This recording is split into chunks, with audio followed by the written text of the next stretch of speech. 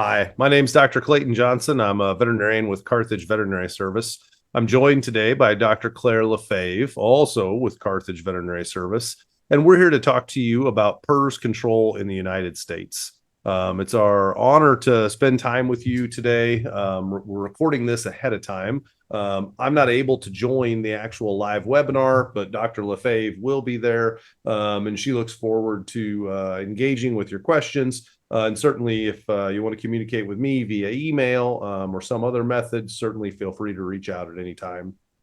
Claire and I are both practicing pig veterinarians here in the United States, and we want to talk to you about our experiences with PRRS control, or sometimes maybe lack thereof. The PRRS is definitely a frustrating virus where occasionally you feel like the virus is getting ahead of you. You feel like perhaps your control efforts are not as good as what you want them. We're here to share openly what we try to do to minimize the impact of PRRS on sow farms here in the United States. One thing I do want to share openly up front is we're going to talk about our situation in the United States.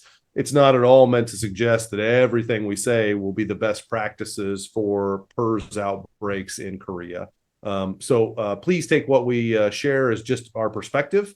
And certainly if there are programs in Korea, regulations, things that you need to abide by that are different than what you hear from us, please, by all means, follow all of your local country guidelines and approaches. So with that, we'll go ahead and get started. I'm going to take the first few slides here, and then Claire and I will go back and forth a little bit. I alluded to this in my introduction, but PRRS is a complicated and frustrating disease. There's only a couple of things that I can tell you about PRRS that are true all over the world. One is that if a system doesn't effectively prevent new PRRS outbreaks, they're probably not going to have good performance. The only producers that I know that are really happy with their PRRS program are producers that are not dealing with wild type PRRS. So we are going to spend some time on biosecurity here to share with you what we think are the best practices to keeping the disease out of your herd.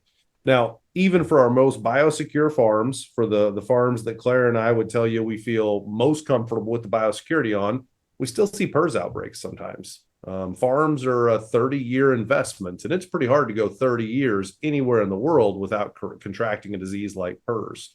So we'll talk to you about what we do when those situations happen.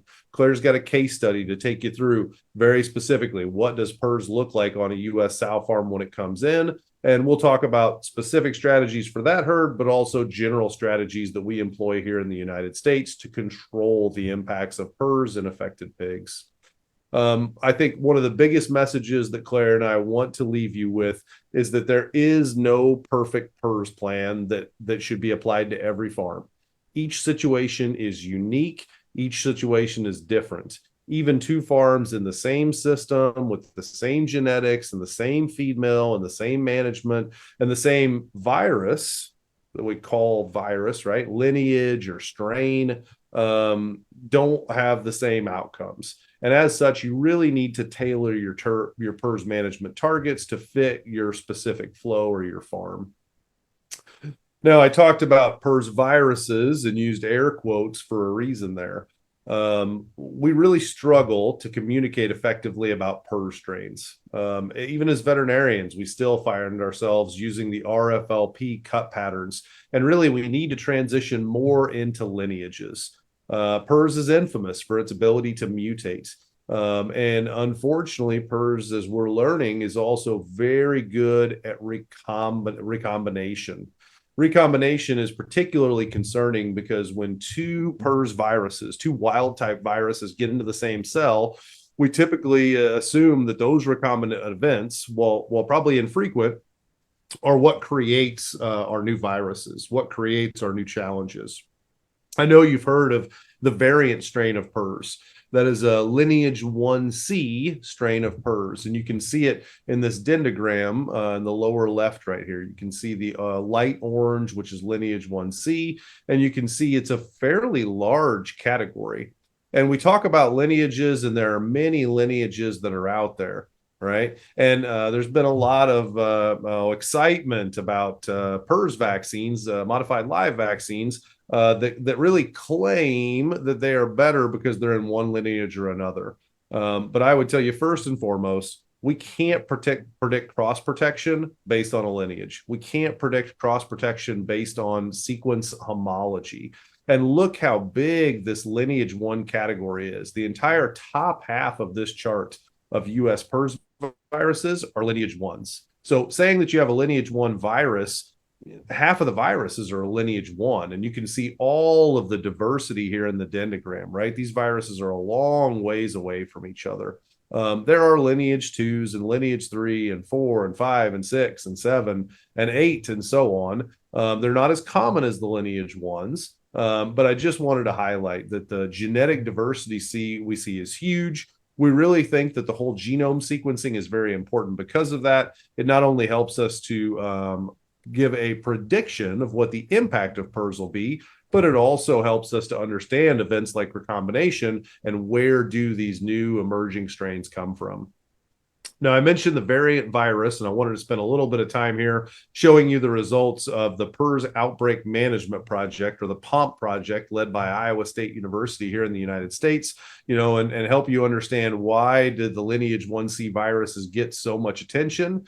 Well, the variant strain, as you hear it called, simply put, causes a lot of devastation on pig farms. This chart shows you the total piglet losses per 1,000 sows. Okay, sow farms are all different shapes and sizes. So to try and standardize the performance impact, this study has looked at viruses of different lineages, common lineages throughout the industry, and then they've looked at producer self-reporting, how many pigs have they lost, and then standardized this to losses of wean pigs per 1,000 sows. And these are box and whisker charts, so that dark black line in the middle would be the median value. And when you scale that over, you see, okay, a producer with 1,000 sows that gets the variant virus, the median losses is going to be a little over 8,500 piglets. Well, think about that for a second, right? 1,000 sow farm should be weaning at least 500 pigs a week. Okay, if we are losing 8,500 pigs, that's 17 weeks worth of pigs gone. Not 17 weeks worth of pigs of bad pre-wean mortality, 17 weeks worth of pigs gone.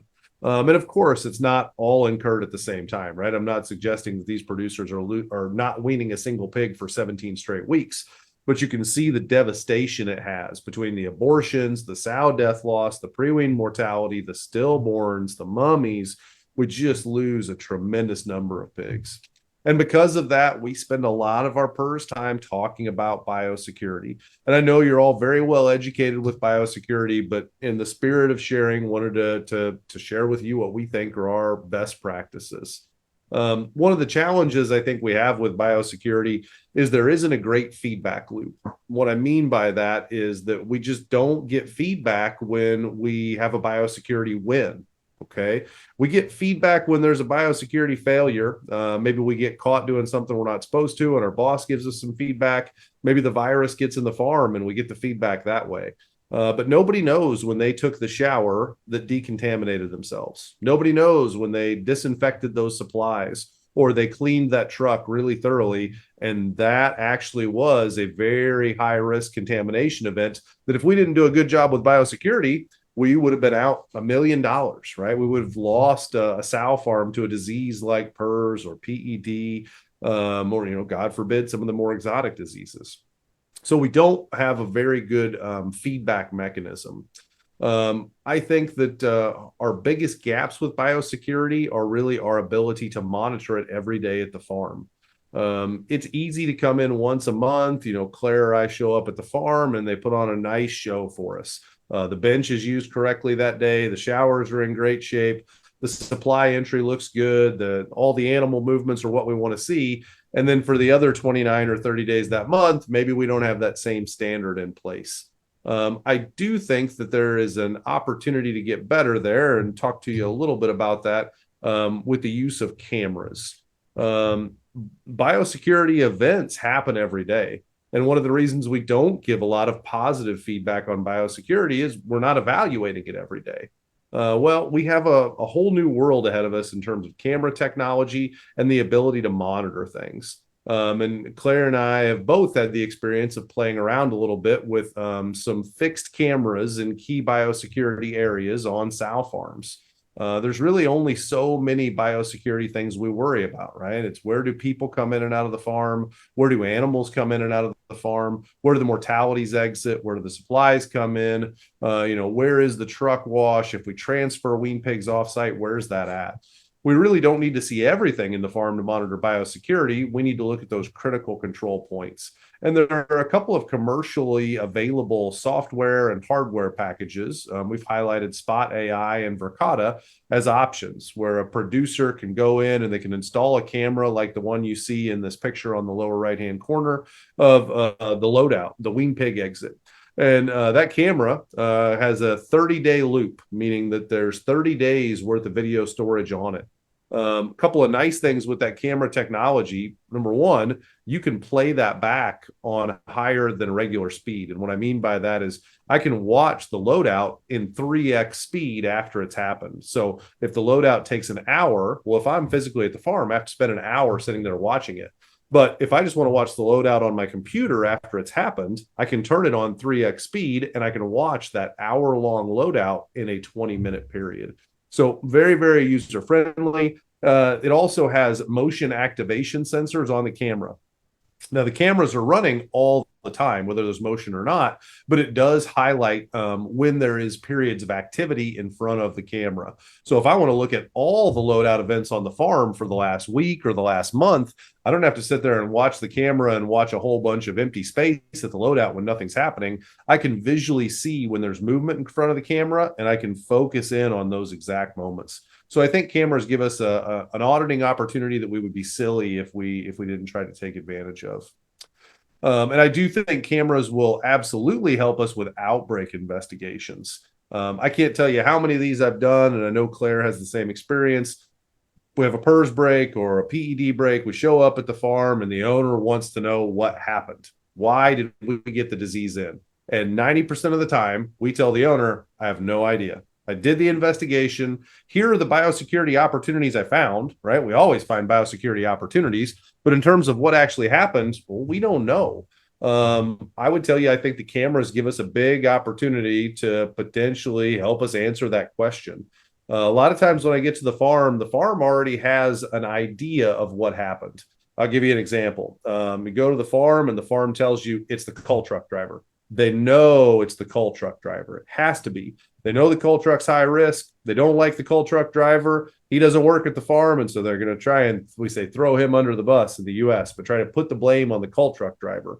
Well, if we have 30 days of video recording, I can watch every single second of time that coal truck driver interacted with the farm.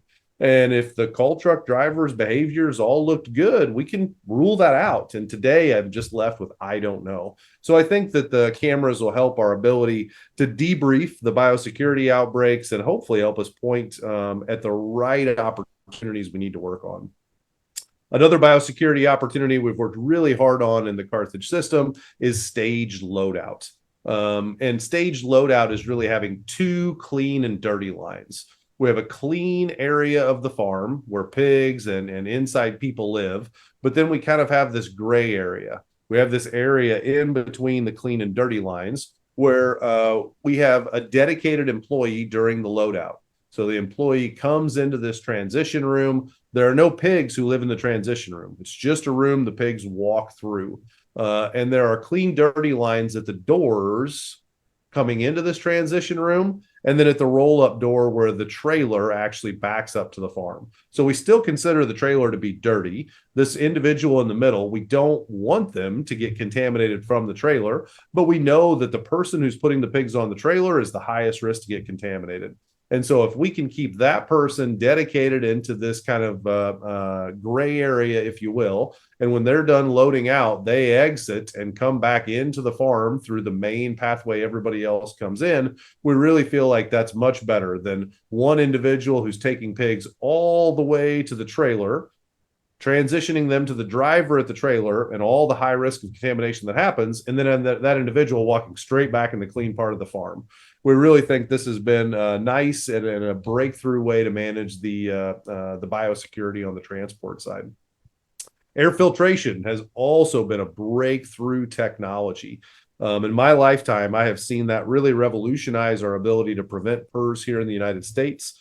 15, 20 years ago, if you had a sow farm that was in a bad area, you just gave up. You assumed that because of aerosol transmission, you were going to get PRRS every year. Well, now we have a solution for that. We can filter the incoming air, and by removing the dust particles out of the air, we remove the PRRS virus, right? PRRS virus can fly in the air, but it flies just like me as an individual, right? I can't fly at 30,000 feet by myself. I'll die. But if you put me in an airplane, a very protected airplane, I can fly and I can survive. And PRRS is the same way. It rides through the air on dust particles. Those are exhausted out of a farm of infected pigs, and they, travel through the air and eventually come into another farm. Well, if we filter the incoming air, we can pull that out. We do new construction of filtered farms typically with positive pressure ventilation. Positive pressure means we actually have the fans blowing the filtered air into the farm versus fans pulling the filtered air into the farm. And we do that because in a positive pressure situation, any open door or any open window, any breakdown in the facility integrity doesn't allow unfiltered air to come in. In negative pressure farms, right, if somebody opens a door they're not supposed to, unfiltered air is going to come rushing into that door. But in a positive pressure situation where the air pressure inside the farm is greater than the air pressure outside, if somebody opens the door, no problem. I mean, not to say that we encourage it, but it should be just a new exhaust. It should be filtered air moving out because of the pressure gradient and not unfiltered air coming in. With that, I'm going to turn it over to Dr. Lefevre to take us through one of her favorite slides, the beast, the bug, and the business. Thanks, Clayton.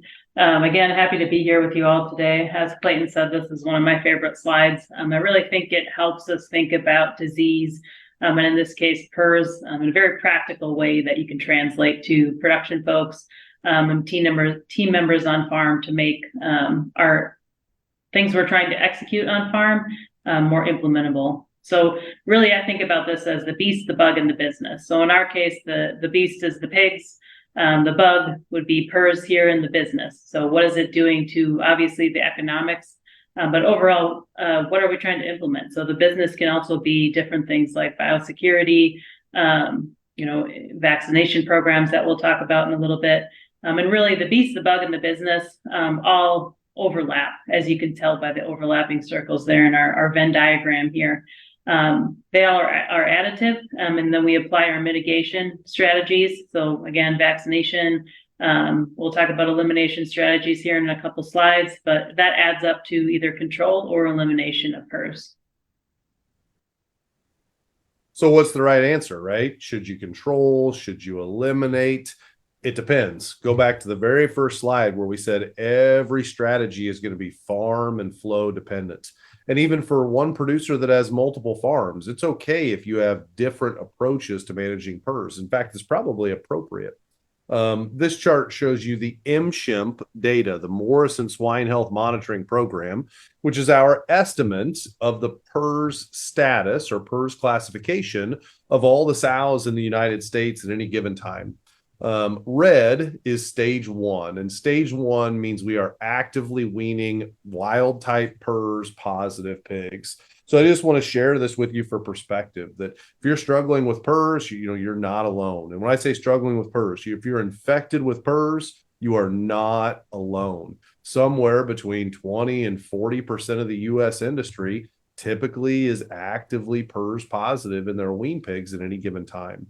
Now, I do like to highlight on this slide this huge transition that we've made where, predominantly you were either red or pink or green, right? And we see the red still there and we see the green still there, but we see this pink transition to gold. Well, the pink used to be the live virus inoculation. Producers in the U.S. for years would use live virus inoculation as their means of creating antibodies in the new gilts coming into the farm.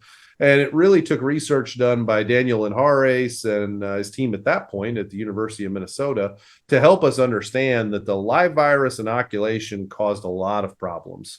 And you can see that producers pretty rapidly went away from that in 2013. we still like to have antibodies in our animal.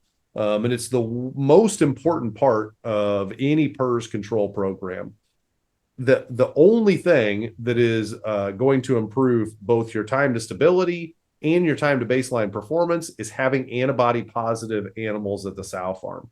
Naive farms take longer to recover from an outbreak, and they have greater piglet losses. Okay. Now, if you're a nucleus farm, a boar stud, maybe being naive is appropriate for you. But the vast majority of commercial farms that I work with are going to be vaccinated for PRRS, MLV vaccinated for PRRS. And we feel so strongly about the value of vaccine in our gilts and in our sow farms that if Claire and I are working with a producer building a brand new filtered farm, when we stock the farm with commercial gilts, we vaccinate them with PRRS MLV vaccine.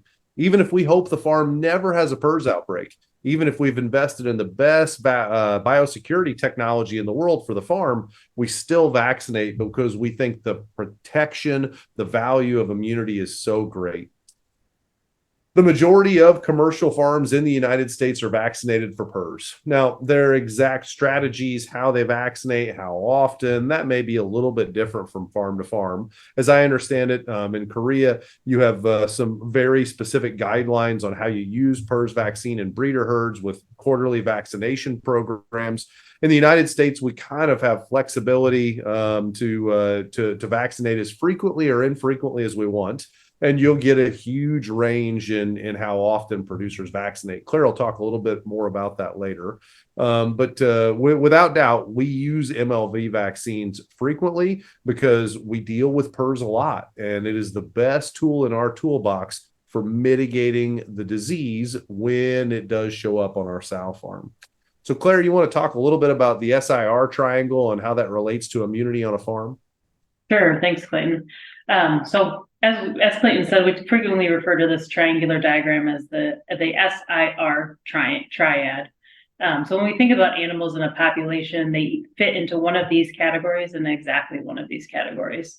And really, they all have to add up to 100% to encompass the whole population. So when you think about your susceptible animals, that's animals like Clayton said that don't have antibodies. They're susceptible to a virus. They're susceptible to PRRS. The infected animals, those are your animals that actively have the virus, it's replicating, they're shedding, or animals that are resistant. So that's recovering from a break, or they're just naturally resistant.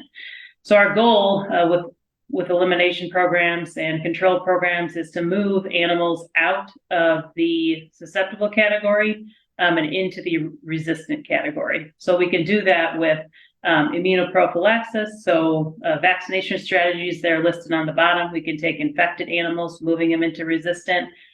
Colostrum is also a great tool. Like Clayton said in the past, prior to MLV days, there was a lot of producers that used LVI strategies.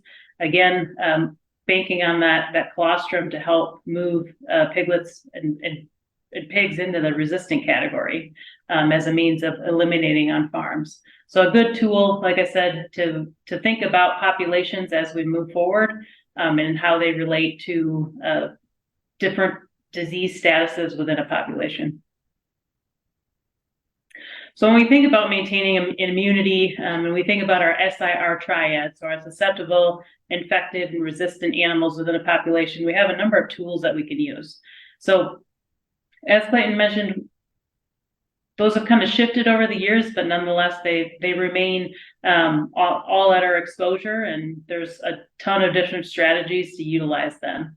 So live virus inoculation, or also called field strain or wild type virus exposure, would be utilizing that strain that you have in the field in sera. Some would dilute that down and then use that to expose your incoming gilts and your main sow herd. MLV is listed at the top there, a strategy that we're familiar with. Like Clayton said, we don't hesitate to use vaccine virus, especially in commercial herds. I work primarily with commercial herds, and all of mine are vaccinated. Killed PRRS virus, a different way to look at using a different platform to stimulate immunity to PRRS. And then depopulation and repopulation strategies. Clayton mentioned the losses that can be incurred with some of our severe strains that we've seen emerge over the last couple of years. Some of these strategies were viewed as a little bit more archaic in the past, but within the last couple of years, especially with the emergence of these severe strains that cause a lot of losses over time, depopulation and repopulation has become popular again. So I'd like to just take a moment and go through how we use MLV vaccine in different populations within the U.S. So on your left side of the screen there, I'd like to first talk about how we use it within the sow herd. And Clayton alluded to this a little bit. So within the cartilage system, we primarily follow a biannual or a twice-a-year schedule. Again, please follow if you've got regulatory authorities governing the how you utilize vaccine strategies. Please refer to those and use those first and foremost. But like Clayton said, we have a little bit more flexibility to use and vaccinate according to our discretion in the U.S. So my preference for that is biannually, kind of protecting our most at-risk seasons. With that being in the spring and then right in the fall, right before we move into quarterly or colder weather, excuse me. The second strategy would be quarterly that you're familiar with. That would be primarily used in really pig-dense regions where pressure from wild-type strains is more prevalent. There's a couple states that prefer that approach in the U.S. Again, more of a regional preference. One consideration when doing your mass vaccinations is withdrawal times. So the impact to the farm, if you're still open to gilt, and if you're still open, you want to be sure that you have all your animals open. What I mean to say is that when you have withdrawal times, you will have to be cognizant of culling. So impact to the system on culling needs. You'll have to either vaccinate around your culls so that you can continue culling and meeting your commitments with those cull buyers. Or you'll have a large, significant number of animals that you can't cull. So for our system, that would be several 100,000 sows that we all stop sending culls at once, that impact would be felt on certain buying stations. So that's something that we have to be cognizant of. I'll transition into income and gilt population. Again, disclaimer on income and gilts, there's a lot of strategies out there that are popular. I'll talk about a couple that I prefer. So timing, most of my gilts will be received on-site naive from the multiplication herds. So that big green band of animals that Clayton talked about in the kind of overall industry, I'll receive animals naive. That allows me to test them post-placement and check to make sure that we didn't pick up anything in transit. Typically, I'll do that 14 days after. That way I can use PCR testing to pick up as an antigen test, and I can pick up antibodies using ELISA testing. So following release from that quarantine, the facilities that I have here in the U.S. Allow me to keep those animals in the isolation until they're 10 to 15 weeks of age. I will typically vaccinate those upon entry into the on-site GDU. So when you think about a GDU building, there'll be several different ages of animals in there that will be a continuous flow building. So my 10-week group will come out. If the farm receives gilts every 4 weeks, there'll be a group ahead of that. That's 14 weeks of age. And they're all vaccinated on arrival into that building, meaning that I have continuous circulation of MLV vaccine within that building. So that prepares the animals before we start H&Sing them, before we take any before breeding or boar exposure on them, that they're vaccinated and their immune system is primed for PRRS, even if I'm not expecting it.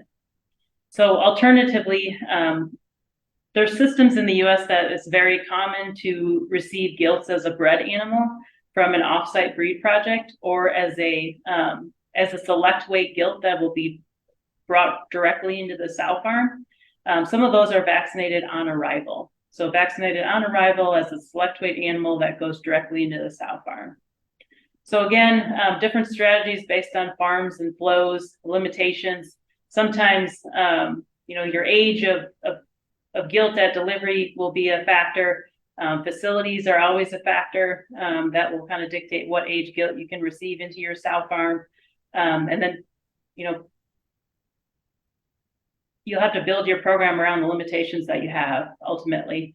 And that can be the challenge for us as veterinarians. So I look at that as an opportunity to kind of exercise your mind. If you had the same protocol for everything, that wouldn't be very fun. So it keeps it interesting. So what can we expect with a new break in a sow farm? So we can think about this in several stages. In weeks 1 to 10, you're going to have a high level of PRRS virus on farm. So animals are getting infected. We're starting to see shedding. We'll pick that up. Animals are moving from susceptible into infected. We've got virus spreading all over. That will look like the clinical signs of PRRS. So that being said, PRRS can look different depending upon the strain or the lineage, as we'd like to move our nomenclature into. So different lineage can present differently, but ultimately it'll be aborts on the sow farm, animals that can look, clinically ill, off feed, and then your increases in mummies and stillborns and farrowing also be noted at the end of that time period as you move through. In weeks 11 to 20, your PRRS volume will be declining. Your immunity at this time is increasing. Animals are moving into that resistant category as they eliminate that PRRS virus from initial circulation in their body. Still plenty of PRRS virus on the farm, though, worth noting. So you're going to be sending positive pigs out the door at this time. Really in week 21 through elimination, you're still going to be shedding virus. That's really the time to move into internal biosecurity practices or biomanagement practices. In the U.S., those are sometimes commonly referred to as McRebel practices, and that stems from a paper several years ago that gives us some guidelines, some initial basic guidelines on how to prevent the spread of virus within a sow farm. And that can be sow to piglet or laterally pig to pig in the farrowing house. It's important to note that current industry elimination times are 40 to 60 plus weeks, especially with some of these really severe strains. So keep that in mind when you're talking about making plans and how you're projecting your gilt flow. I'd like to jump into 2 case studies here, just to kind of highlight the extremes of what we see in the U.S. Fortunately, these 2 cases actually have different immune statuses, so it can represent some of the milder PRRS outbreaks and a severe one. So the first study is a more mild outbreak in an MLV vaccinated herd. So it's a 5,000 head breed to wean sow farm. This specific one would have on-site GDU and isolation facilities. It would be vaccinated biannually, so twice a year, negative for wild type, but previously the population would have been positive and completed a successful elimination 3 years prior. So again, high level of antibodies, mycoplasma pneumonia negative, and influenza positive. So this is a recent introduction of mine, so sharing a very prevalent case that I'm still working on today. Farm received a PRRS vaccine in week 6. So for us, that's February in the U.S. So very high level of antibodies present in week 9 when the farm experienced an introduction of a 184 PRRS virus. So wild type break in a period of high antibody level protection. So I'd like you to keep that in mind. Aborts were elevated for 5 weeks. We really experienced mild clinical signs and overall moderate sow death loss. If we transition to the next slide, I'd like to orient you to this slide a little bit. This is a dashboard that our production folks and the veterinarians on our team, like Clayton and myself, would have access to, look at on a daily basis.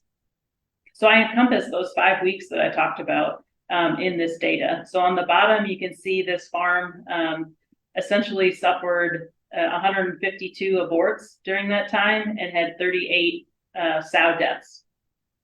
So in the scope of PRRS, I consider this a mild outbreak. Sows were clinical. We experienced piglet losses, but as you'll see in the second case, it can be much worse.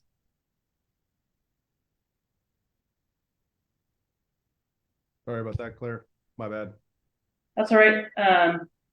So we've transitioned here to our farrowing dashboard, and I've highlighted in the rectangular box our farrowing data. So certainly saw the stillborns there at 1.9 in the initial outbreak come up. Mummies as well, 0.6 came up. We would normally expect those to be around 2.2, 0.3. So certainly saw those elevations, but nowhere near our second case. This is a stacked bar chart that I often use to look at the total born in a PRRS outbreak. So when we look at, this is presented by breed group on the bottom. So initial outbreak, and I project that 16 weeks out. So with this strain, you can see that, the green line there highlights pigs weaned per female. We were at a 12, this farm was doing okay, dropped down to an 8, but then we came back up. So really didn't see a lot of piglet losses. Certainly saw clinical signs, sow farm reacted, but we were right back up to maintaining kind of our status quo production with this PRRS outbreak. Again, looking at this a little bit differently, we have the opportunity to dig into our KPIs, or key performance indicators for this farm. And I'll highlight a few, and I know these may be difficult to see in your screen here, but our conception rate at the top there for this farm, really, our target is 94% there. You're seeing numbers above 90. And then again, our pigs weaned per farrow, two graphs down there, Clayton. Again, really, we saw a little dip there through the initial outbreaks, 4 or 5 weeks there, but then we came right back up. If you go to your left, that's total pigs weaned for this sow farm. Yep. Again, very consistent graph through a PRRS outbreak. So again, this herd has very high immunity during the period of a wild type PRRS infection.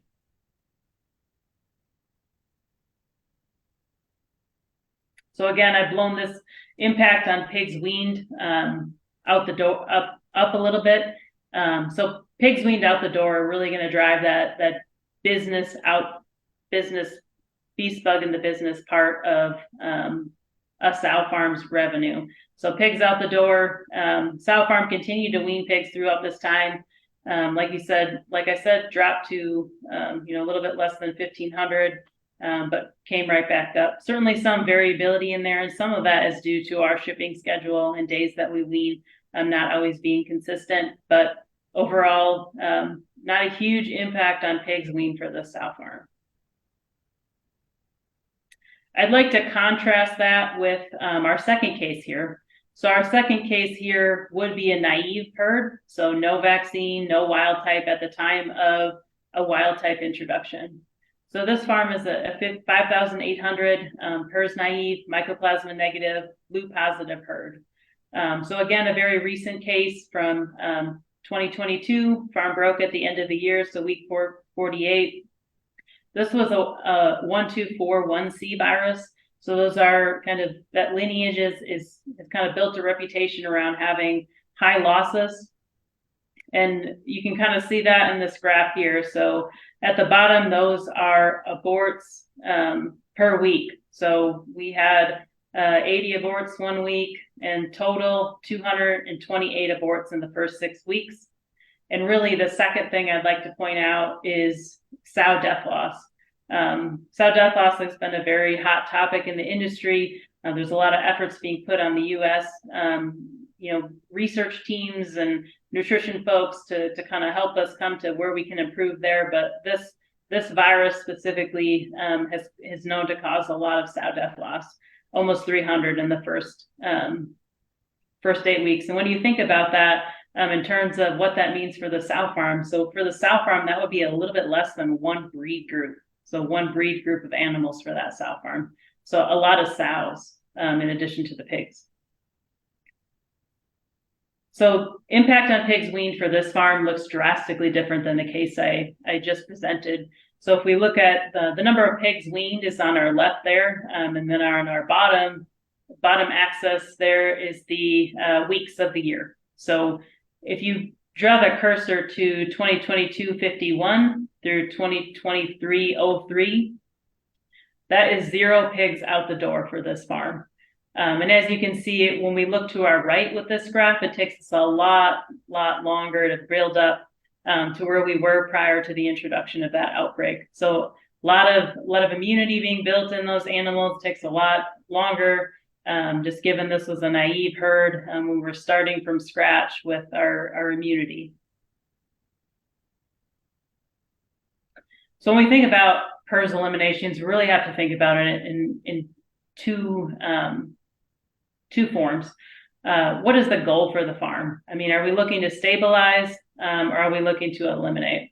So stabilization would really be just minimizing the infection prevalence at weaning. So minimizing the disease in the piglet post-weaning while keeping our performance.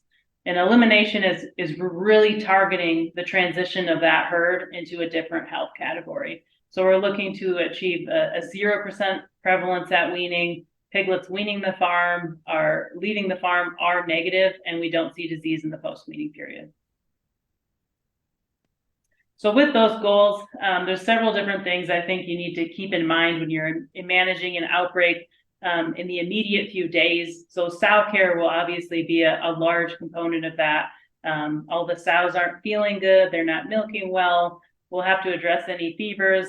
Sometimes we like to use oral aspirin in the water for that. Injectable NSAIDs. Retains in the farrowing house are going to be a big component of management in the farrowing house as the farm starts to see increases in stillborns and mummies come through. We're really going to struggle to keep animals on feed. So they're not feeling well, feed's going to build up. We found that wetting down that feed sometimes helps the intake, encourages them to eat. A lot of the gilts in the U.S. are used to consuming feed in wet dry feeders, so it's a little bit more familiar to them than when they go into the farrowing house and feed is dry. You can also consider antibiotic administration if you have a co-infection. Fortunately, the 2 case studies that I presented did not have Mycoplasma pneumoniae as a component of their herd health history. That would have added to the pneumonia component with the PRRS introduction. So just thinking about other bugs that you're going to have to manage with PRRS that may exacerbate other diseases. Consider MLV vaccination to homogenize the herd. We talked about the tools that were at our disposal. That might be something you do in the immediate instance if it's been a while since your last vaccination. And then initiate an outbreak investigation. Clayton mentioned that's one of the things that as veterinarians we're frequently involved in. The sooner you can get that rolling, the better. Especially if you're able to get video footage from your cameras, you'll want to pull that before it starts to erase.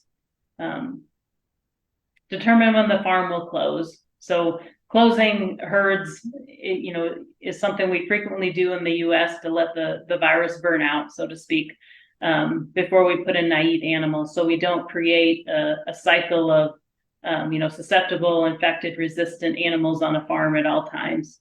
So we'll close it, let that virus burn out before entering gilts again. And then another thing that I myself like to do is consider eliminating other diseases while you have the opportunity. If you're going to close the farm for PRRS and eliminations are taking 40 to 60 weeks, and the farm has the cash flow to go ahead and eliminate Mycoplasma pneumonia while it has the opportunity. Mycoplasma also has a 40-week or greater elimination time. Present that to the ownership or think about that when you're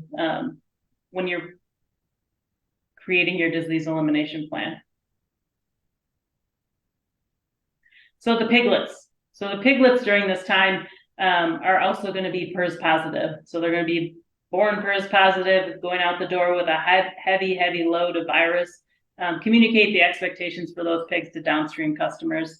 That way they can be prepared for, variation in consumption of those piglets. Do we need to add antibiotics to the diets? What kind of level of care can they, or demanding what level of care is that piglet going to demand if it's really, really sick? Consider delaying wean vaccinations a couple weeks. If the piglets are really sick, they may not respond the best to like a circomyco vaccine. You might want to put that a couple weeks downstream until the piglets have recovered from the initial viremia from the PRRS. And then secondly, like I said, implementing an antibiotic therapy like tulathromycin or tilmycin will also help address that. Any secondary bacterial infections, sometimes with initial PRRS outbreaks, you'll see a spike in neurologic signs due to commensal bacteria that all of a sudden have the opportunity to be opportunistic or swollen joints. So core principles, like I said, a lot of strategies. You'll want to think about what the goal for that farm is. That's really going to drive a lot of your decisions. But in general, we've got kind of 3 principles here. So stopping incoming animals, this just helps eliminate susceptible animals in the population.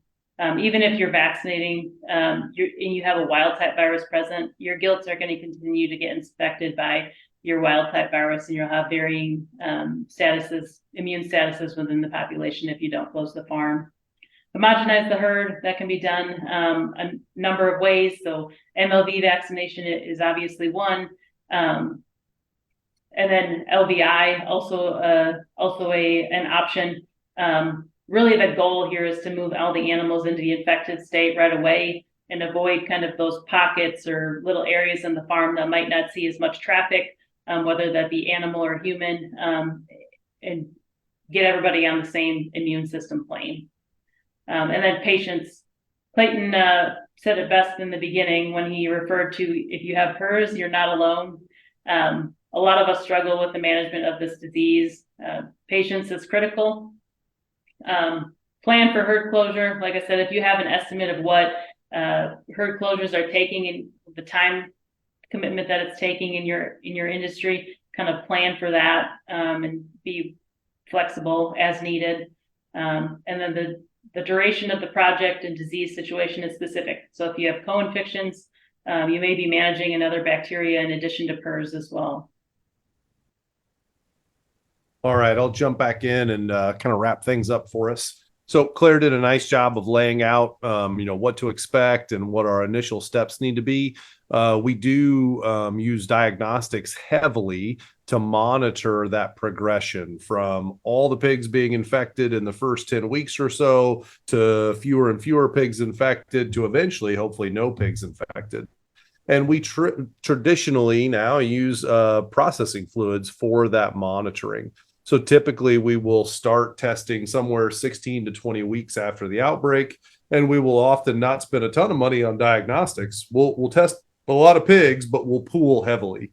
So we'll pool all processing fluids for all the pigs processed in a week into one PCR. And then as we get, one of those negative, 2 of those in a row negative, then we'll start to spend more money and split out the processing fluid pools into more and more PCRs. We're really trying to gauge when should we put our McRebel practices in place. And McRebel is a horribly defined term. I shouldn't say that. It's a well-defined term. We don't use the term the way it's defined. McRebel was started as part of a modified early weaning program, a medicated early weaning program to get rid of APP and bacterial diseases. We've adopted McRebel-like principles to the management of PRRS, but McRebel is all about minimizing disease transmission, in this case PRRS, within a farm. Okay, so when 100% of the litters are already infected with PRRS, there's no value with McRebel. When 70% of the litters are infected with PRRS, to be honest with you, there's not a lot of value in McRebel. We want to see those processing fluids give us an indication that we're not having pigs born positive at birth for PRRS. That's when we go put these sorts of steps in place for McRebel. Now, if you feel like you're not getting negative on time, if you feel like, man, I'm more like Farm B than Farm A, and PRRS is just really winning this battle, it's pretty easy what's happening on the farm. Your immunity is not able to overcome the PRRS. Go back to Claire's susceptible, infected, resistant triad, right? You have susceptible animals in the farm that are producing a high level of infection, and that is overwhelming your immunity. So what do? you attack both sides of that battle, right? Think of immunity and disease as good guys and bad guys. We want to increase the immunity. So we're going to focus on colostrum. We're going to consider an MLV vaccine booster. Anything we can do to increase the immunity in the sows, which they then transfer via colostrum to their piglets, is going to have a lot of value. And simultaneously, we want to try to decrease the pathogen volume. All right. This is where biosecurity can have internal biosecurity like McRebel can have some value. And certainly we need to keep up external biosecurity. BI's got a nice biosecurity tool in the combat program to help you evaluate where your biosecurity opportunities are so that we don't have to deal with more than one disease at a time. Utilizing established frameworks, I think, help you to prevent making a bad decision when it comes to elimination. And the worst decision you can make is to open up that farm too fast and bring gilts in too early. You'll find definitions, or I should say test recommendations associated with the PRRS stage classification system. We typically go above and beyond that. So we really like to get a minimum of 8 weeks in a row negative on processing fluids. Then we add another 4 weeks in of piglets, due-to-wean piglets, from which we collect serum and test those as well. So we really want minimum of 8 weeks and ideally 12 weeks in a row of negative testing. We start with the processing fluids to tell us that we are having negative pigs at birth. We use the McRebel to minimize any sort of disease transmission in the farrowing house. And if you think about it, 3 to 4 weeks after that last PRRS positive pig is born, the last one that was infected in utero is born, hopefully with good McRebel, we've weaned that pig out of the farm and all the infecteds are gone. The only animals left are the resistants. That's when we have won the battle against PRRS. Piglet vaccination is always a question we get, and happy to cover this even more in the Q&A session after this. But a couple things I want to highlight. Always get asked about, should I pick my MLV vaccine based on the homology? My answer is no. And I would say that whether this was a BI webinar or any other webinar, there is absolutely no correlation between the strain that you have on your farm and the vaccine genetics or genotype. There's no correlation with heterology or homology and protection. So I wish I could sit here and tell you, here's how to pick the best vaccine for this specific strain. We really don't have any correlation with the heterology or homology of the strain comparisons and actual protection.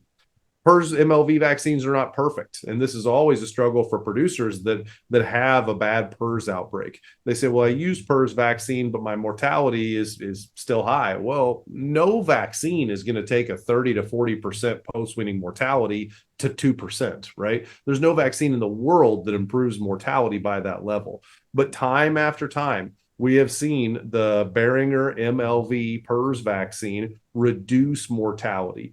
It may take it from 30% to 20%, but that's still 10% more pigs. Okay. Is anybody happy with 20% post-weaning mortality? No, we don't love that, but it's better than 30, right? And I give Boehringer a ton of credit. I talked about the heterology. My answer to people that say, well, but this vaccine is 15% different than the field strain I have, is I say, ask your Boehringer Technical Services veterinarian to show you the list of the 18, 19, 20, whatever it is, different isolates that are out there. The newest variant strain, or, it used to be the Minnesota 184, the 118.2, all of the dominant strains that have come before it. Boehringer has tested that in controlled research. And they have shown that in piglets that are challenged with each bad strain that's out there, no matter what the similarity is on the dendrogram between the Engelvac MLV vaccine and the latest and greatest strain that's out in the industry, we consistently reduce lung lesions, increase average daily gain, and we reduce both the volume and duration of viremia. That's checking a lot of boxes in terms of a value proposition. With that, Claire and I will stop the recording here. It's been our absolute pleasure to be a part of your program. I apologize I can't join, but I'm very much looking forward to following up with Claire and see how things go in the Q&A. And Claire, at this point, I'll turn it over to you to take questions from the audience. Thanks, Clayton. I look forward to see you guys in the Q&A.